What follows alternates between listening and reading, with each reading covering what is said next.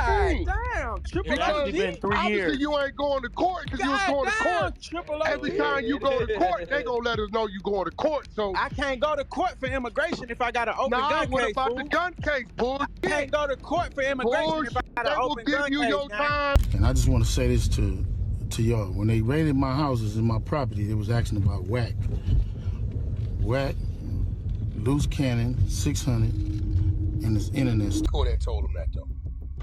Because his statement is Wack 100 been yelling snitch for years, always quick to call someone out. But now, boom, a leaked wiretap just hit the streets and it came with major heat. 21 Savage is the one folks are saying dropped it, and now people are digging way back into Wack's 2005 federal gun case like, wait a minute, what really went down? Now imagine this, dude talks reckless every day, calling everybody rats, acting like the street code police, but then, just for a split second, a wire pops up and it's looking like it might have been him the whole time. Even if it ain't what it seems, that moment was wild enough to shake everything up. But here's where it gets even messier. The real drama might be who leaked it. Word on the street is 21 Savage didn't just share it randomly. Nah, people are saying he's the one who put it out there on purpose. And honestly, who could blame him? Wack been clowning him for years, calling him a snitch, saying he worked with ICE just to clean up his immigration papers, even trying to drag him into that whole YSL drama. 21 mostly stayed cool, threw a few lines back, but never went full on. But this move, if 21 really dropped that tape, that was cold, silent revenge. No post, no rant, just straight up checkmate. Wack been sneak dissing on Clubhouse for years, and 21 let it all slide until now. He might have been sitting on that tape like a trap, just waiting for the right time to strike. And if you really connect the dots, all this finger pointing Wack's been doing could be he was trying to keep people from peeping at his secrets the whole time. And this ain't even the first time folks been saying Wack might be tied to the feds. A few months back, reports came out that Big U got slapped with RICO charges. But here's where things get crazy. Right before Big U turned himself in, he got on video and straight up called out Wack 100, saying he was working with the FBI. Now this is where everything started smelling funny, before the RICO case even hit the news, before the arrests, before the court docs. Wack already knew what was about to go down. He hit up Big U's wife, sent her some kind of 911 message telling her he needed to disappear. Like, what? Big U hadn't even been cuffed yet and Wack was already on the line with his wife? That don't sound like no heads up. That sounds like a setup. Almost like he had the playbook ahead of time. How would he even know unless he was right there in the middle of it? Then after Big U got booked, Wack jumped online acting like he was the victim, talking wild, trying to flip the script. All right, so yeah, after you got that message, after you got the message, you hit up Big U's wife. You said, sis, 911. One sec, let me get solo. And you gave him a heads up. What I tell him? You said, one sec, let me get solo. He needs to leave. Bad. In caps, all caps. He needs to leave. I said so bad, right? Yeah. He said Big U was the real Fed plug, even claimed the man had a BlackBerry he used to communicate with agents. But honestly, that just made people more suspicious. Like, seriously, why is Wack always the first one to know what's about to happen? Always connected, always involved, but never the one getting touched? That call to Big U's wife didn't feel like no act of loyalty. It felt like someone trying to play both ends. Warn the guy you just helped trap? That's next level shady. That's when people really started watching Wack different. Maybe he ain't out here playing watchdog for the streets. Maybe he's just keeping one foot on each side of the line. But everything popping off today, it all traces back to something that went down in 2005 and the streets never forgot. Oh, check this. Word is Wack 100 and his brother got pulled over in Texas. At first, nothing too crazy, just a speeding stop. Cops pull them over, as the usual, and Wack tells them they're headed to a funeral in Oklahoma, but then the cops ask to search the ride. Wack says nah, so they bring in the K9 unit, and that's when things flipped. The dog sniffs out heat, a shotgun, a rifle, and a loaded pistol, all in the car. And here's the thing that had everyone raising eyebrows. Wack and his brother were already convicted felons. That's not just a slap on the wrist, that's automatic federal time. Most folks get locked up for years over something like that. Careers end over that kind of bust. But somehow, Wack posted bail and flew back to LA like nothing ever happened. No ankle monitor, no court drama, just back to business as usual.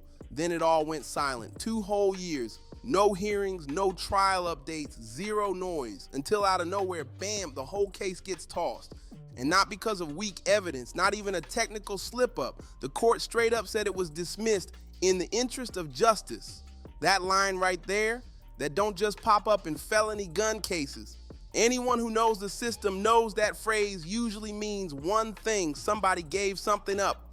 Wack tried to twist it years later, saying the search was illegal and that's why the case got dropped. But that ain't what the court papers said. That was just straight cap. The records were public and crystal clear. No mention of a bad search, no legal errors, just case dismissed, clean as a whistle. Going through it, I said, yeah, I don't know nothing about this. He said, man, y'all too tight. I see Big U signature. I see other signatures. I'm reading it. And what shook me was the police issued device to communicate with law enforcement in form of a BlackBerry.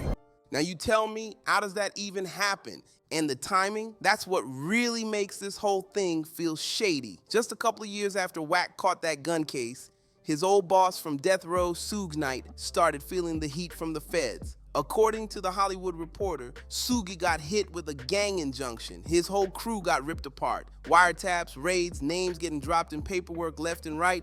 But guess who never popped up? Wack, not once. Then there's that wild case involving the Main Street Crips and a crazy kidnapping plot tied to Shaq.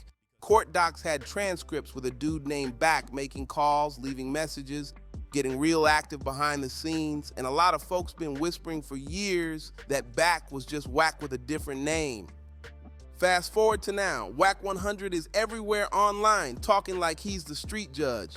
He's blasting Gunna, BG, Brick Baby, 21 Savage, even Jay Diggs, acting like he's the one handing out street passes. But let's be real for a second. That 2005 gun case don't match up with the image he's selling.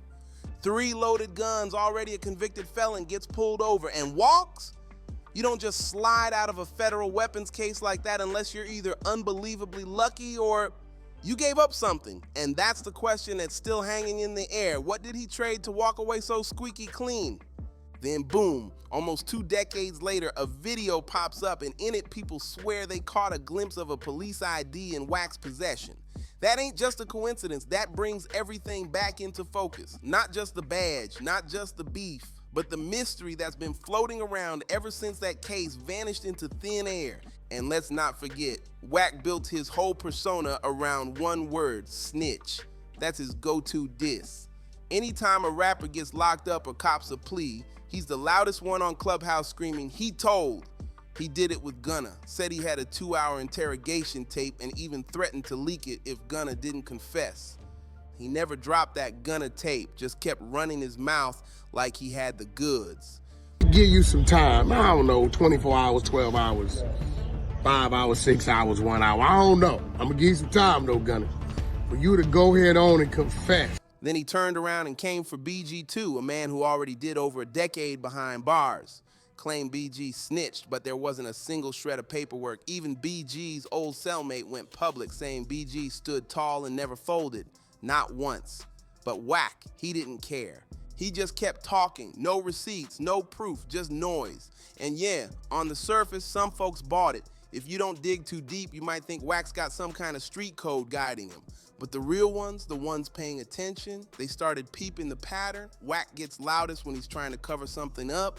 Every time the spotlight turns toward him, he flips it, starts throwing dirt on somebody else. That's not no coincidence. And here's the real red flag. Wack records everybody. Like, who does that? Real ones don't move like that. You don't record convos unless you're planning to use them, or worse, pass them off to someone.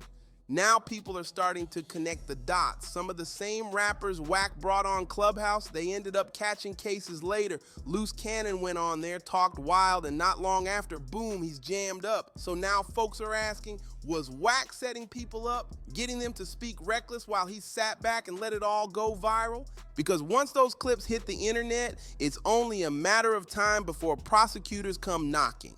The way he stirs the pot, the way the leaks always seem to hit at the perfect time, none of it feels random anymore. Not everything's concrete proof, sure, but the pattern, man, it's looking way too obvious to ignore.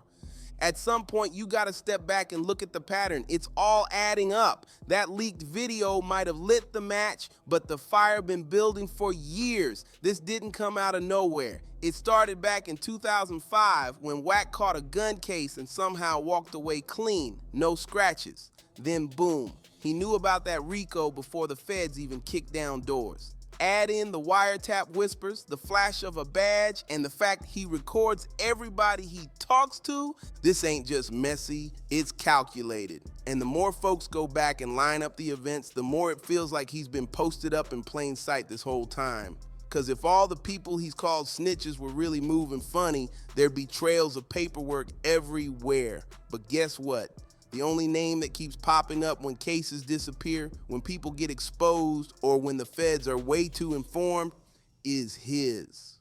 That's why this ain't just about calling someone a fed. It's deeper. It's about asking, what if he really is? What does that mean for the culture? For all the stories we've believed? For the platforms we give to certain voices? Folks joke about it online, drop memes and all that, but this ain't a game anymore. Real lives are getting jammed up, and if manipulation's at the core of it, that's dangerous. Wack's been out here calling everybody a snitch like it's his brand, but now the streets are watching him real close, asking, was the loudest one in the room wired up this whole time? Because if that's the truth, then this whole game been compromised from the inside and we all missed it. And here's the wildest part. He's still talking, still pointing fingers, still spinning the story, and whatever he says next might be the piece that finally blows this whole thing wide open. If you're feeling this breakdown, make sure to like, comment, subscribe, and share it with somebody who needs to see it. Let us know what you think in the comments, and I'll catch y'all on the next one.